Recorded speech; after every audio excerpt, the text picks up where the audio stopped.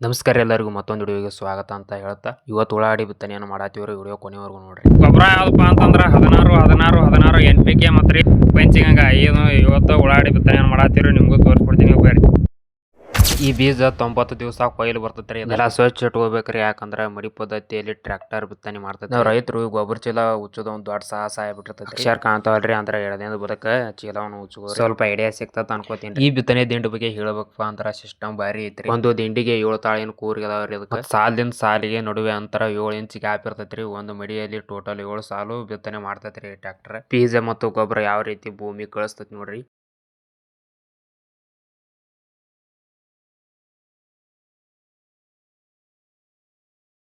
ನೀವು ಯಾವ ರೀತಿ ಬಿತ್ತನೆ ಮಾಡ್ತೀವಿ ಅಂತ ಕಮೆಂಟ್ ಬಾಕ್ಸ್ ಒಳಗೆ ಕಮೆಂಟ್ ಮಾಡ್ರಿ. ಬೀಜ ಅಥವಾ ಗೊಬ್ಬರ ಉಳಿದ ತೆಗಿ ಸಿಸ್ಟಮ್ ಎಷ್ಟು ಬಾರಿ ಐತಿ ನೋಡ್ರಿ. ಇವತ್ತಿನ ವಿಡಿಯೋ ಇಷ್ಟ ಆಗಿತ್ತು ಅಂದ್ರೆ ಲೈಕ್ ಶೇರ್ ಫಾಲೋ ಮಾಡ್ರಿ. ನಮಸ್ಕಾರ.